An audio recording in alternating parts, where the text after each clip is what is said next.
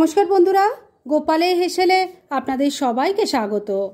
আজকে আমি ফুচকা আলাদের কাছে যে আলুর দম পাওয়া যায় ঠিক সেই রকম টেস্টের সেই রকম লুকের আলুর দমের রেসিপিটা আপনাদের সাথে শেয়ার করব। এই আলুর দমটা কিন্তু আপনারা যেমন রুটি পরোটা লুচির সাথে খেতে পারেন, সেরকম আবার মুড়ি দিয়ে খেতেও ভীষণ ভালো লাগবে। তাই চলুন সময় নষ্ট না করে রান্নাটা করে ফেলি। আজকে স্পেশাল মশলা স্পেশাল নিরামিষ আলুর দম তৈরি করার জন্য কড়ায় তেল গরম করে নিয়েছি। এবার এর মধ্যে আলু ভেজে নেব। আমি এখানে 400 গ্রাম আলু নিয়েছি। আলুটাকে আমি একটু জলে ভাপিয়ে রেখেছি, আর এর মধ্যে নুন হলুদ আর একটু লঙ্কার গুঁড়ো মাখিয়ে নিয়েছি। এবার এই আলুগুলোকে আমি ভেজে নেব।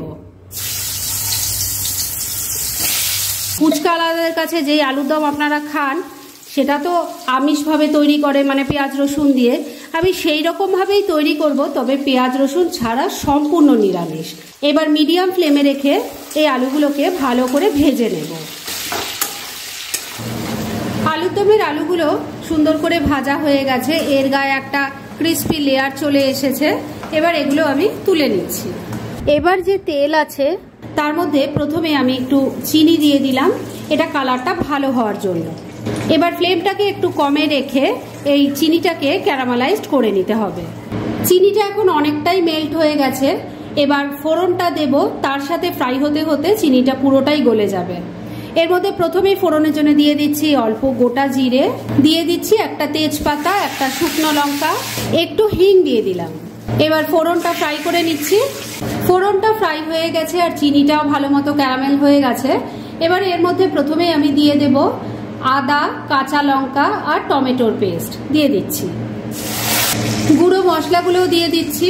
প্রথমেই দিয়ে দিলাম হাফ চামচ হলুদের গুঁড়ো, হাফ চামচ দিয়ে দিচ্ছি কাশ্মীরি মির্চ পাউডার, 1 চামচ জিরের গুঁড়ো দিয়ে দিলাম, 1.5 চামচ যাবে ধনের গুঁড়ো, স্বাদ মতো নুন দিয়ে দিচ্ছি। তবে নুনটা দেওয়ার আগে খেয়াল রাখবেন আলুটাও কিন্তু নুন দিয়ে ভাজা আছে। আর এর সাথেই যাবে অল্প একটু টমেটো কেচাপ। এই টমেটো কেচাপটা দেওয়ার কারণ কালারটা দারুণ আসে। ফুচকা আলাদের কাছে আলুর দমের কালার দেখেছেন তো, ঠিক সেই ধরনের কালার আসবে। এবারে এর মধ্যে দিয়ে দিচ্ছি একটু কাসুরি মেথি। ভালো করে মিশিয়ে নিয়ে আবারও একবার কষিয়ে নেব। মশলা কষানোর সময় কাসুরি মেথি দিলে দারুণ একটা সেন্ট আসে, আর খেতেও কিন্তু ভীষণ ভালো লাগে। মিনিট 2 সময় নিয়ে মশলাটা আবারও একবার ভালো করে কষিয়ে নিয়েছি। এবার ভেজে রাখা আলুগুলো এর মধ্যে দিয়ে দিচ্ছি। ভালো করে মশলার সাথে মিশিয়ে নিচ্ছি। মশলার সাথে আলুটাকে মিনিট 2 একটু কষিয়ে নিয়েছি। তবে এটা যত ভালো কষানো হবে টেস্টও কিন্তু তত ভালো হবে। সেজন্য ফ্লেমটাকে লো আর মিডিয়ামের মাঝামাঝি রেখে একটা লিড লাগিয়ে 2-3 মিনিট আবার রান্নাটা করে নিচ্ছি। মিনিট 3 রান্নাটা করে নিয়েছি। এবার ঢাকা তুলছি, একটু নাড়াচাড়া করে নিচ্ছি। এবার গ্রেভির জন্য এর মধ্যে জল দিয়ে দিচ্ছি। এই আলুর দমটা একটু মাখা মাখাই খেতে ভালো লাগে, তাই সেই বুঝে জলটা দেবেন। এবারে এর মধ্যে দিয়ে দেব অল্প একটু চিনি। এই চিনিটা দেওয়ার কারণ টমেটো আছে, টমেটো কেচাপ আছে, চিনিটা দিলে স্বাদটা ব্যালেন্স হবে। একটু নাড়িয়ে দিচ্ছি। এবার ফ্লেমটাকে লো আর মিডিয়ামের মাঝামাঝি রেখে 7-8 মিনিট আমি ঢাকা দিয়ে রান্না করে নেব। আর এই সময়ের মধ্যে চলুন এই আলুর দমের যে স্পেশাল মশলাটা সেটা তৈরি করে ফেলি।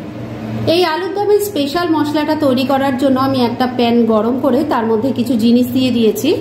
এর মধ্যে আছে হাফ চামচ গোটা জিরে, হাফ চামচ গোটা ধনে, 5-6টা এখানে গোটা গোলমরিচ আছে, আর গোটা গরম মশলা আছে। তার মধ্যে আছে 2-3টে এলাচ, 2-3টে লবঙ্গ, একটা দারচিনি।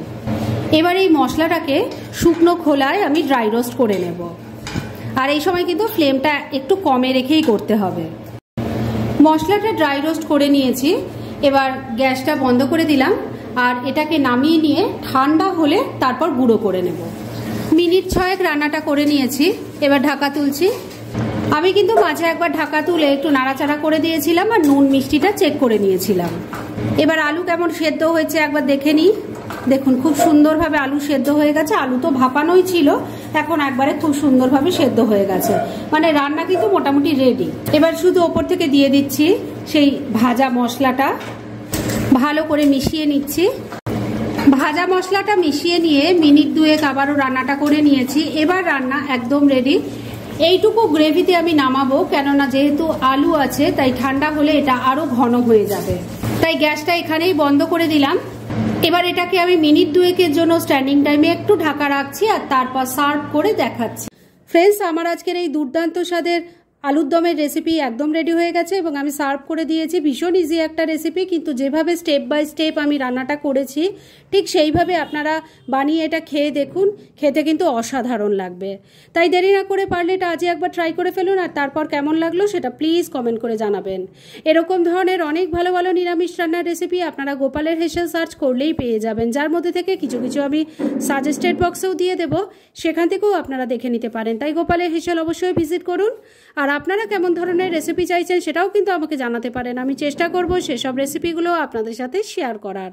আর আমার আজকের এই রেসিপি যদি আপনাদের ভালো লাগে আর ইউজফুল বলে মনে হয়, তাহলে যারা এখনও আমার চ্যানেলটাকে সাবস্ক্রাইব করেননি তারা প্লিজ সাবস্ক্রাইব করুন। তাহলে আজকের মতো এখানেই শেষ করছি, পরদিন আবার এরকমই কোনো ভালো রেসিপি নিয়ে চলে আসবো। আপনারা সবাই খুব ভালো থাকুন, সুস্থ থাকুন।